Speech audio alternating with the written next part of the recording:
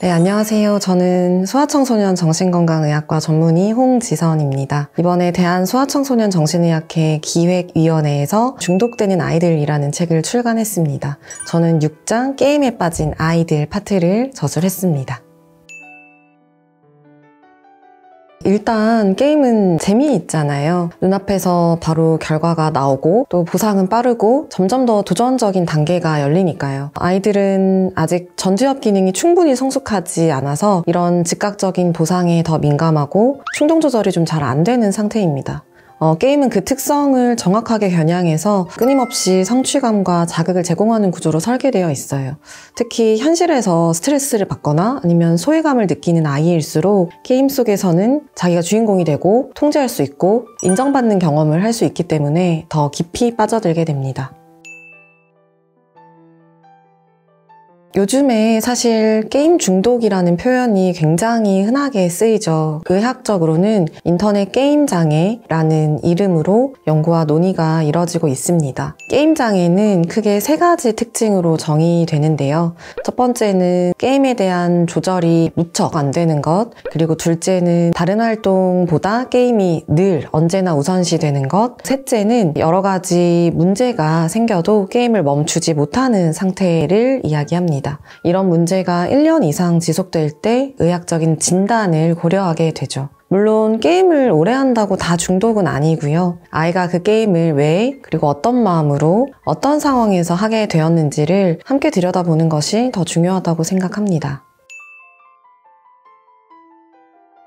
네, 흥미로운 내용상 연구들이 꽤 있어요. 게임에 과도하게 몰입하는 아이들의 뇌를 보면 도파민과 관련된 보상 시스템이나 충동 조절을 담당하는 전두엽 기능에서 연결이 약해져 있거나 오히려 반응이 과도해져 있는 경우가 보고되곤 합니다. 재미있었던 연구 중에 하나는 프로게이머들을 대상으로 한 뇌 영상 연구였는데요. 이들은 누구보다도 게임에 할애하는 시간이 긴데도 불구하고 오히려 뇌 기능이 더 효율적으로 작동하는 양상을 보이는 결과도 관찰된 적이 있습니다.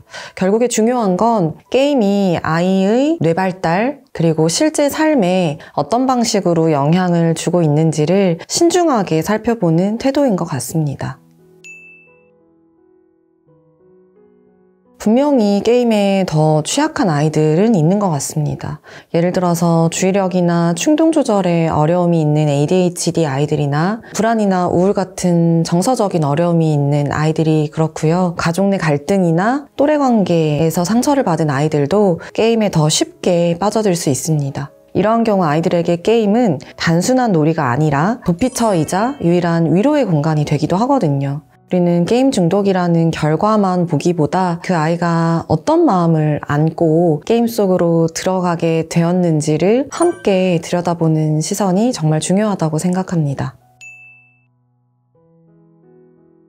단순히 그 게임하는 행동만 보이는 경우는 잘 없고요. 학교 생활에 흥미를 잃고 또 밤낮이 바뀌고 또 자주 아프다고 하거나 피곤하다고 하는 말이 늘고요. 무기력해서 아무것도 하기 싫다고 하고 아니면 감정적으로 예민해지고 또 혼자 있으려는 시간이 많아지는 경우도 많습니다. 대인관계에서 충돌이 잦아지거나 아니면 점점 가족과 이야기하지 않고 고립되려는 모습도 흔히 보입니다.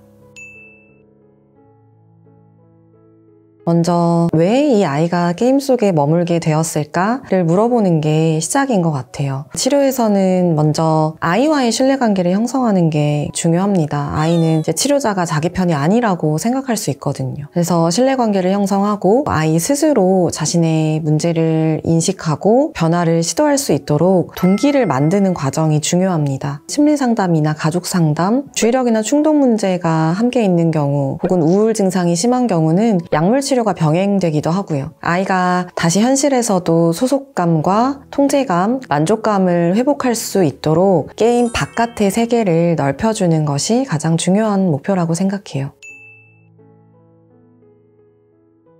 부모님들도 불안하고 조급하실 수 있지만 게임을 둘러싼 갈등보다 이 아이와의 관계를 지키는 게 더 중요할 때도 분명히 있습니다. 중독되는 아이들 6장에서는 그런 고민을 조금은 덜어드릴 수 있는 이야기들 그리고 현실적인 시선과 위로를 담아보려고 했습니다. 이 책이 작은 도움이 되기를 바라고요. 영상 함께 해주셔서 감사합니다.